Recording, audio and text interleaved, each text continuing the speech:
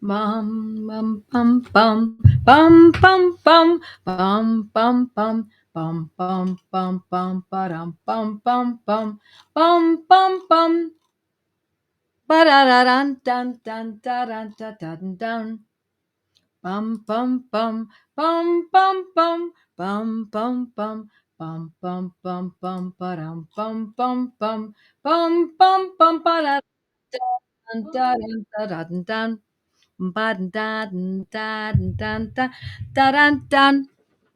Da-dun, da-da-dum, ba-da-dun, da-dun, da-dun, dun, da-dun, da-dun, dum.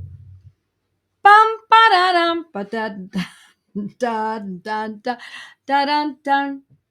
Da-dun, da-da-dum, ba-da-dun, da-dun, da-dun, dun, da-dun, da-dun, dun, dun, dum. Hello, my friends. I see all of my friends in my mighties. Hello, my mighties, my wonderful old friends. Here's Harry. Hi, Harry. Nice to see you. Harry from PA. We just drove through PA yesterday, Harry. We're just back in New York State and we drove right through. We spent some time in Philadelphia and with our friends at Bois, which is in English boron. I'm sure I'm not pronouncing it properly. And so, because of that, because we met with Boron, we went to Philadelphia, and now we're back in New York State. And it is so nice to be back home. It's, Florida's home, Buffalo's home. So that's how it works. Hi, Christy. Nice to see you. I think I saw Leanne, Nina from Maine. Hello, everyone. Topeka, Kansas. Deborah's from. Happy Wednesday, says Kathy in Maryland. Hello from Milford, California. It's wonderful to see everyone. Arkansas. Hi, Susan. Hello, Maria from Massachusetts. You got your hair cut. Yeah, I do. I do. I used to cut my own hair for years and years and years. I cut my own hair, and finally I said, I really have to get somebody who knows what they're doing because I could never do the back properly. So here we are, my friends. For those of you who know me, welcome, my dear friends from Facebook Live. I see you all hopping in, and welcome, my friends from Mighty Members and Joette's Mighty Members. And for those of you who don't know about Joette's Mighty Members who are on Facebook, you might want to consider looking into it a little bit. So today, as always, we usually meet on Mondays, but I was meeting with Boron on Monday night. So instead, we made it Wednesday, and we do it every Monday night at 8 o'clock Eastern time. But today is Wednesday. So in just a few more days, we'll be back up again on Mondays. So next Monday, it's right back to the usual schedule. So, and what do we do here? Well, what we do here and every time we meet is we do one thing and one thing only, and that is talk about homeopathy, learn about homeopathy, know what to learn, what to study, and where to go with our homeopathic knowledge. And we get skilled up. I'm telling you, skill up, my friends. Skill up. It's very important that you know this stuff. Some interesting things are happening. I don't usually talk about the news too much, but I don't know if anyone saw that in Alberta. I think it was today, Alberta, Canada. A premier one, her name is Danielle Smith. And she said, billionaires have no place in influencing our government. She wants the World Economic Forum and Klaus Schwab and his likes out of her government. She's pretty interesting.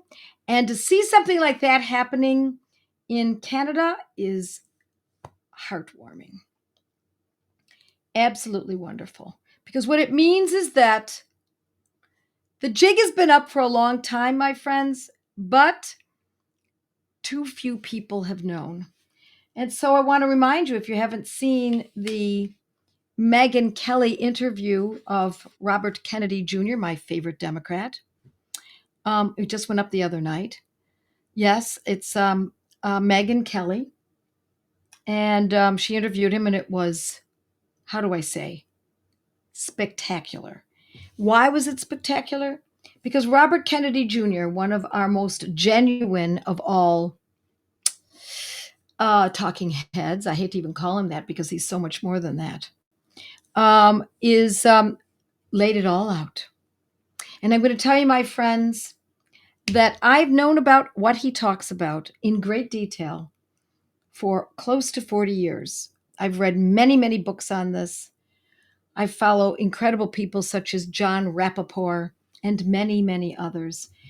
And so I've known about it for a very long time. But for this to be coming out about the corruption in medicine and government and three-letter organizations in the American government is so refreshing. So I guess we needed something like 2021 to open more people's eyes as to what has been going on and how the science has been distorted and corrupted in our organizations, and how doctors have been duped. Hence, the population has been duped. So I'm not going to go too much further in it, because what I really want to talk about tonight is what you need to know about antibiotics and infections that are not viral, because they're not supposed to use antibiotics for viral infections, because we all know, oh yeah, the corruption here in Australia is shocking. Yes, it is shocking, Tara. I'm really sorry, sweetie. I'm so sorry that's happening in your world. But if it changes here and Canada, it will ripple through. We have to count on that. We have to pray for it. Yes, my friends, this is where prayer comes in. So we want to talk about when you're told, or when someone is told, that they must use an antibiotic. So that means it should mean that there's a bacteria infection, or the potential of a bacteria infection. So it's often used prophylactically as well. And so there are many remedies that we can use to replace antibiotics, many homeopathic medicines. But it depends on the organ that is infected or potentially infected. It depends on how it's presenting, what the symptoms are, and other concomitant conditions that seem unrelated but often are, and the name of the actual condition. So let's get started. We're only going to talk about 2 remedies tonight, and they have very specific indications. And first, I'm going to give you their generalized indications, and then I'm going to narrow in on how they are used in specific infections in which an antibiotic might be used. And I'm going to show what happens when we mix them. Mixing 2 medicines together, and how that has the aspect of each of the 2 medicines. But in the end, when they're mixed together, either by a pharmacy, homeopathic pharmacy, or if that can't be purchased, then just by putting it in the mouth simultaneously, 2 different medicines. We'll go into it a little bit more as we go through this evening. So, all righty. Where can you find this interview? Anyone got the interview? Please put it up. For those of you who are interested in knowing about that interview of Megyn Kelly, I'll bet if you just, I think it's on YouTube. Probably not for long, though. Then you may have to go to Getter or Rumble or one of those alternative. Yes, Karen's already figured it out. Yes, Karen, you're right. So the first medicine we're going to talk about is Hypericum perforatum, and it is a very well-known medicine. It's made from, does anyone know what it's made from? Let's see if anyone knows. Hypericum perforatum, and I most often like to use it in a 200 potency. Can we use it in a 30? Can we use it in a 6? May we use it in a 1M? Yes. But I find across the board, Hypericum is best used, or more commonly used, not necessarily best, but more commonly used, hence has more indications that follow in a 200 potency. 200 what? 200C, 200X? Matters not, my friends. 200C is fine. Yeah, I'm sure it would be on Children's Health Defense, which is Robert Kennedy Jr.'s site. You might want to go there, my friends. Robert Kennedy Jr.'s site is Children's Health Defense. So, yes, it is, my friends. Yes, Kathy, yes, Linda, it is made from St. John's wort. Now, I wish I had my jar. I actually used to pick St. John's wort in the fields near my home years ago. I still have a couple of good jars of it, and I would pick the Hypericum or the St. John's wort flowers. They were yellow, they're very tiny, and I would strip off the flowers from the stems and put them in vodka. Sometimes when I could get it, I would use Devil's Spring grain alcohol, and then it would sit there for a fortnight, which means 2 weeks.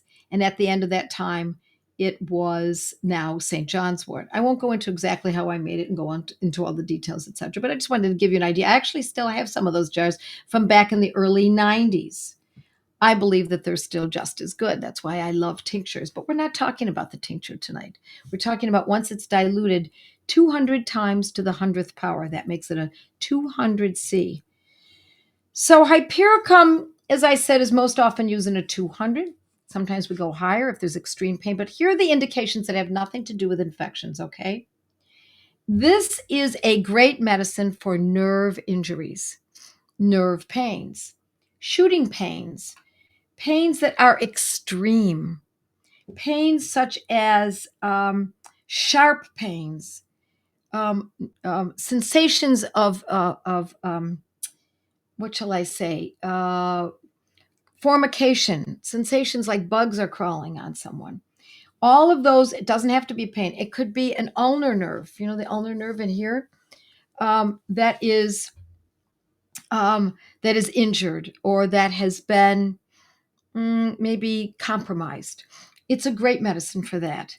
It's for even odd nerve sensations. When we're believing that it has something to do with a nerve, then we think of Hypericum, and generally in a 200C.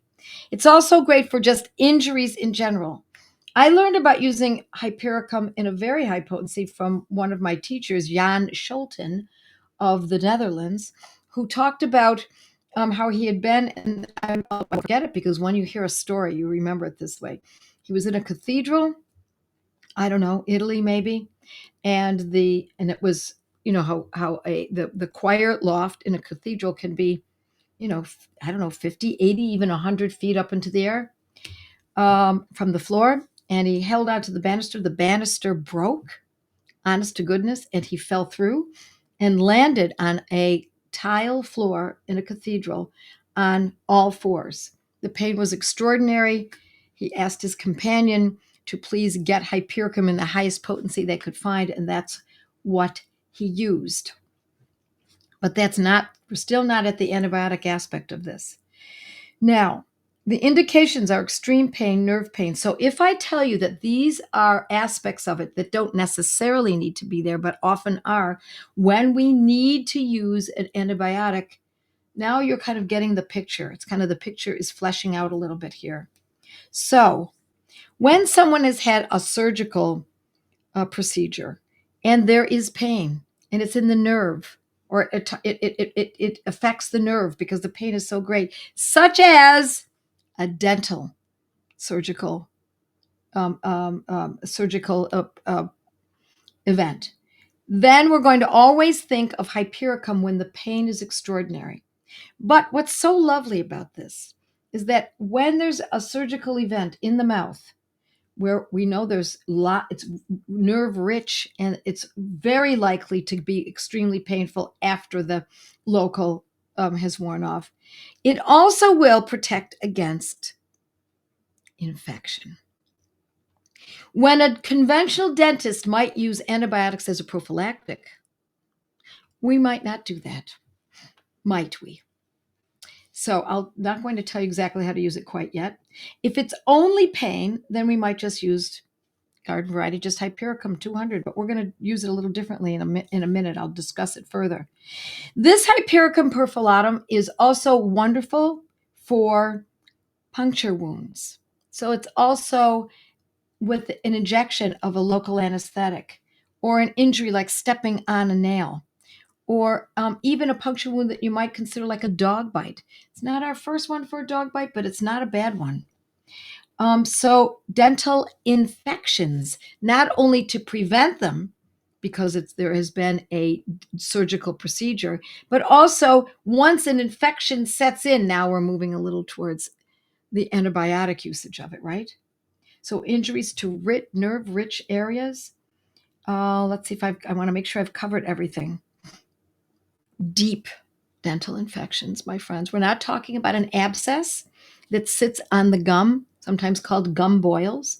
That's not where hypericum comes in. We're talking about deep, where there might be a necrosis, might be a cavitation, osteomyelitis. Where might we get osteomyelitis? Well, when a tooth is extracted, that area is very, very susceptible to infection. Very. Bacterial infection. It's pretty rare that it's anything else. It's usually a bacterial infection. Now we're getting closer to using this instead of an antibiotic, aren't we? So we're looking for something that's deep. The bone is infected. The root is infected root canals. Now we're talking Hypericum 200C, particularly if there is these kinds of pains, right? Let me take a sip of water and we will go to chapter 2.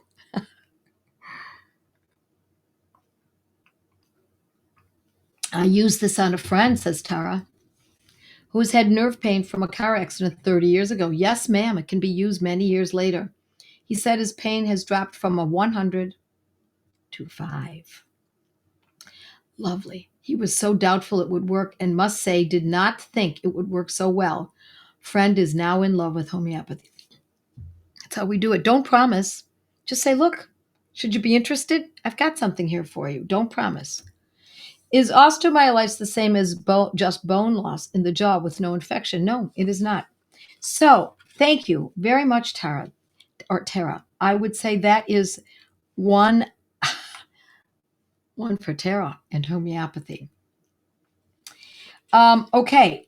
Someone's asking, will it remove the infection in a root canal tooth? Ask me in a moment. Let's go further, and I'll talk to you about chapter 2, a second medicine. And earlier, someone knew what was where I was going with this, and I've forgotten who it was who said it. Please excuse me, I don't remember. The second medicine we're going to talk about to help us avoid antibiotics is arsenicum. Arsenicum album. Arsenicum album. Now, this has a much wider application in homeopathy, this arsenicum album. It covers many conditions.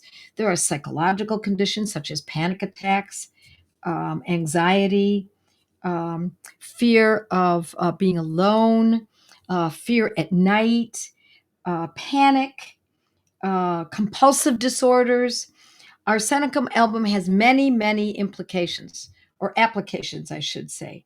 It is also great for insomnia, especially insomnia in which the person can't stay asleep after midnight. They wake up at 12 midnight to 1 o'clock, and they're up and they're often anxious.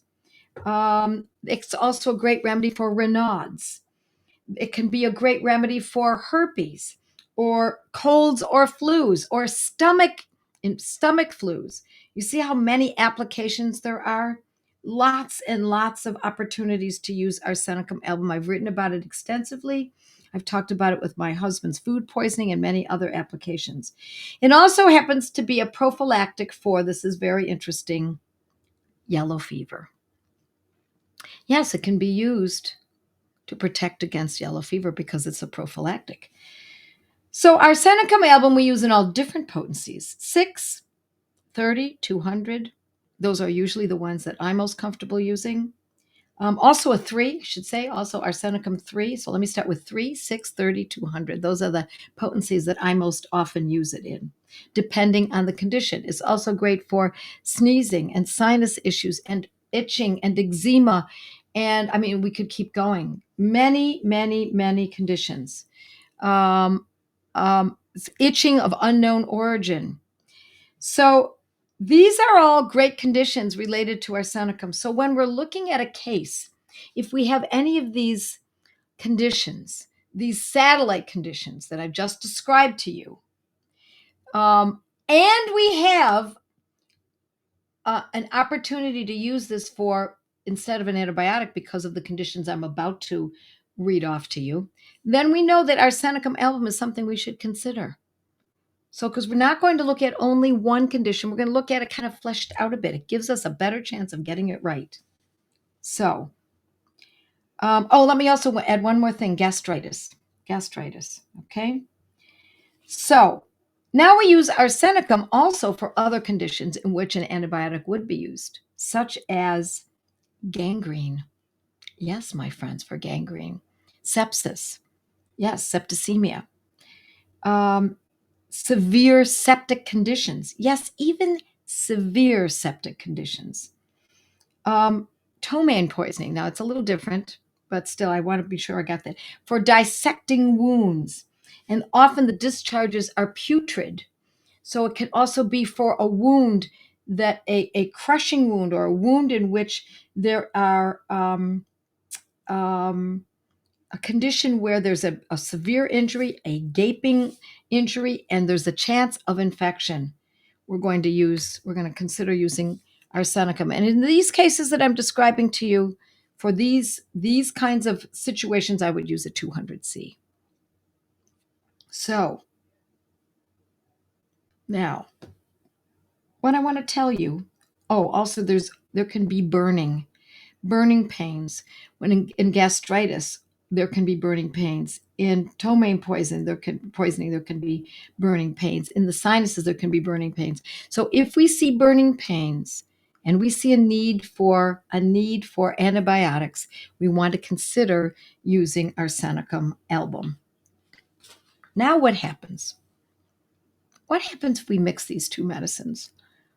Now, I'm not telling you, my friends, I'm not giving you license to go mixing remedies. Please don't do that. I'm going to encourage you not to do that. But I would say that the way you want to look at this is you want voluminous data behind decisions to do this, to use two medicines mixed together. And the voluminous data comes from Prasanta Banerjee Homeopathic Research Foundation in Calcutta, where I worked for 8 years. Not consecutive, but 8 times. And so their indication for the need for Hypericum 200 and Arsenicum 200, which they call hyper-Rs for short, is for deep infections of tissues such as the bone, such as the root of a tooth. Because it is a bone infection, that's most often we see that doctors and dentists automatically think they should be using antibiotics. Well, the reason they consider that is because, or they prescribe that, that's more than a consideration, is because they don't have any other choice. That's all they've got. Or they could open up the bone and debride it, and so it's cleaning out the necrosized bone or root of a tooth, let's say that's where the location is, and they have no other choice but then to surgically remove the infection and then use antibiotics. But there's a problem. The problem is that the bones don't have blood vessels going to them. Well, actually, I shouldn't say that. They do have minor ones, but you have to have blood flowing to an area in order for a drug that's taken orally and digested in the stomach and then distributed throughout the system through the bloodstream and then to the local area. You need to have that in order for antibiotics to act. But that doesn't happen, which is why bone infections, I'm going to specifically talk about those because they're so stubborn, they're so incalcitrant that they can last for not months, not even years, but decades. And even with the best medical attention, they persist. So, what is the answer? Hypericum 200 mixed with arsenicum 200 twice daily. Will it happen like this? Will it cure it like that? It will instead take quite some time. But I love the statement that is derived from the Banerjees that says, this is osteomyelitis curable by the administration of homeopathic medicines. That's their quote. We are talking about infections that are so persistent, so difficult to even know that they exist, let alone know enough to then treat them. And what are they treated with? Antibiotics. That it has been, the results are paltry. I know far too many people who have had, let's say, a bone infection in the leg from an injury. And so it's that bone infection remains for years, and then it's debrided, and then more antibiotics. And then they find years later it shows up again, finally shows up, even though it doesn't show up very often on scans and x-rays. It's really clinically observant, or you can observe it clinically. And so it's a difficult thing to find and to identify, and then it's a difficult thing to treat. But my friends, not with Hypericum 200 mixed with Arsenicum 200, Hyper-Rs. Now, where else might you learn these kinds of things? I just want to tell you that I have a course titled Antibiotic Alternatives. And I talk about this extensively in that course. It's an online course that once you buy it, you own it forever. I'm not here just to sell that. I'm here to tell you that this is one of my favorite medicines. Another place you can learn about this is in my Survivalist Guide. So it is very important that we know about this medicine, Hyper-Rs, Hypericum 200, Arsenicum 200 twice daily.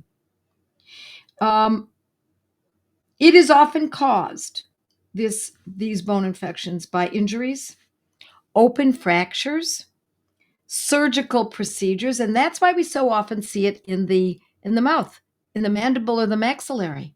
We see it in those areas because there's often surgery performed in that area. What kind of surgery? Wisdom teeth extractions. What else? Dental extractions in order to make room in the mouth for braces at an early age. And so we see complications that appear unrelated to these kinds of infections. We see these complications coming in years later. And so when someone has had a bone infection, more often in the mandible or the maxillary, we should always, anytime we've seen an extraction, I should say, I don't know what I just said. Did I say infection? I meant to say extraction. When there's an extraction in any one of these, in this area, and there's chronic illness, my friends, find out. Now, a conventional dentist is not your friend in this situation. It's not that I don't like conventional dentists, it's that they don't know how to identify these kinds of infections. But a biological dentist could. What we want is to see it with a sonogram. They run over the jaw of the jaw, over the maxillary, and determine whether or not there is an infection there. Or the same thing on the arm once if there's been an injury, or on the tibia. We want to know that there's something there, if at all possible. All right, yes, go to a biological dentist. Kind of hard to find, I will be honest with you, but if you know of someone, by all means, that's who you want to go to. Thank you, Harry. Harry says he loves the Survivalist Guide. Hyper-Rs, Leanne says, is a game changer. It absolutely is.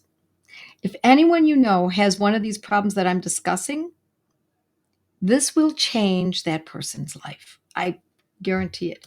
Helios recently said this when asked for arsenicum albumina 3C potency. In dilution terms, a 6 is equivalent to a 3C potency for such a low potency. Is this correct? It's somewhat equivalent. It's not exact. I prefer to go with the exact. Absolute. Yep. Jawbone loss and infection. Can this be found with panoramic x-rays or only cone beam scan? Oh, it can be found, but only if the technician knows how to find it. Someone has to be trained to know how to find these infections. And what's a way to do this? You get the x-rays and you put them here, and then you go online and you look at what a bone infection in the jaw looks like. One after another. You study. That's what I've done. You study what it looks like, what an osteomyelitis in the mandible or the maxillary looks like. And then you look at the x-ray that you're comparing it to.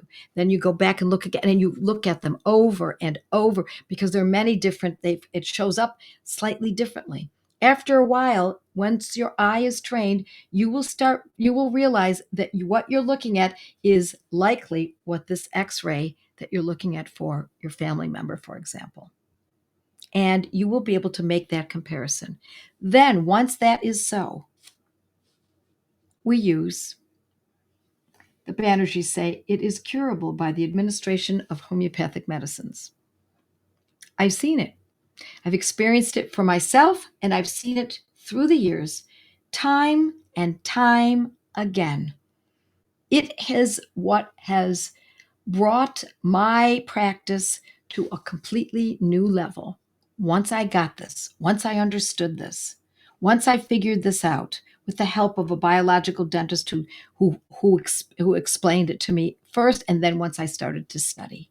And when I mean study, we're studying these images online of what a cavitation looks like. Now, let's say it's not in the jaw. It's in the tibia. Go online and look at what does a cavitation, what does osteomyelitis look like in the tibia? Incredibly important information tonight. You're absolutely right. This could change your life, your family members, your friend, your client, your student, your patient's life forever. Yes, absolutely. Okay. My husband is in terrible pain from knee surgery from 14 months ago. They don't know why. They want to redo the knee replacement, but no guarantee that the second surgery will help. Can I try hypericum and arsenicum? Well, if there's an infection, you would. But remember what I read to you about hypericum? Open up your Materia Medica and read up, my friend. That's Joanne. Read up on hypericum. When you finish reading in the Materia Medica, read it again. And when you finish reading it a second time, read it a third time. And concentrate on the areas that apply to your husband. So I'm not going to tell you what to use for your husband, but hello, hypericum for injuries from surgery. Now, maybe it's not an injury from surgery. Maybe it's an injury from, who knows? Maybe it is an infection. If it's an infection, then we use hyper-Rs. If it's just an injury and it's a nerve and it's extreme pain, we always think of this kind of a medicine, such as hypericum. We are blessed to have a biological dentist about 40 minutes from us. You bet, Shelley. Yes, this is incredibly important information. And my friends, this is the kind of information I teach in my courses. And it's not that I'm always trying to get people to buy.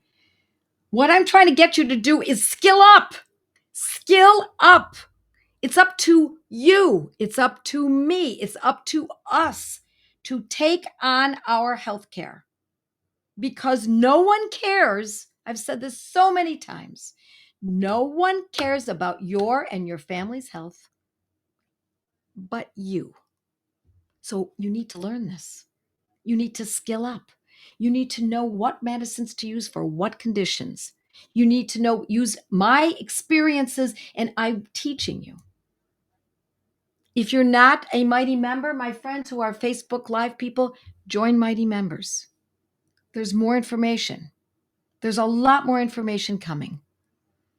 I have so much content and information. I don't know what to do with it all. I'm spilling out with it. And I want you to know this. Why do I want you to know this? Because I've had it up to here with conventional medical methods that only cause trouble. Not the doctors. The doctors do make, they're the ones who promulgate this, but I'm not blaming the doctors per se. I'm blaming the three-lettered organizations who the doctors rely on for remdesivir. Are you kidding me? What did that do these past 2 years? 2.5 years. This is what I want for you, because this is what I want for the world, because this is the only way we're going to change the way the world is run. The US, Canada, Australia, New Zealand, it's horrible what's going on. These cartels are terrible. And the only way we can do this is to learn to skill up, to own the medicines, own the information, own as many medicines as you can possibly own. Join a gateway study group where you will meet people. You will actually meet them online in Zoom. Then you become friends. And when you're in trouble, if they've taken the antibiotic course and you've taken the feminopathy course, and you're having a problem with an infection, and she's having a problem with a female condition, you help each other. That's the way this works in study groups, and I guide you through. That's what I want for you. That's what I want for you. That, my friends, is the way we change the world. We are going to change the world. Now I'm 70. How many more years do I have left of this? My parents died. Both of them died just about a year, 8 months after their 90th birthdays, both of them. How long do I have? I got to get this out to you. We got to know this. Your kids have to know this. Your grandkids need to know this. Your neighbors, your vet, your doctor. If your doctor's not willing to learn it, it's okay. Teach someone else. That's what I want you to do.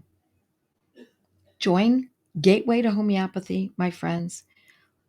That is probably the best place to start. Just go to my website and go to Gateway to Homeopathy, where we talk about study groups. And that's where you're going to learn how to meet with others, what medicines to own, and what methods to use. Oh my goodness, I've gone 8 minutes over. Well, that's because I don't have a class after you tonight. I love you guys. You are the kind of people that, especially my mighties. On Facebook Live, I see you. I see my friends there too. Oh, remdesivir killed my father on August 2nd. Oh my God. Are you kidding me? I am so sorry. I am so sorry. I'm so sorry. I'm trying to read who told me, who said that. Maybe could it be, I can't read, it's moving so quickly. I'm so sorry. Whoever lost their dad. One of the biggest sorrows of my life was the loss of my father. My cat got in a fight. The opponent scratched his eye. Hypericum to the rescue. The cat opponent. All right, my friends. Hi, Paula Sibley. Wonderful to see you. So, here we go. Let's get in. Let's get in the fray. Let's get let's roll up your sleeves, my friends, and get skilled, because that's all we've really got on this earth. Thank you all. God bless you.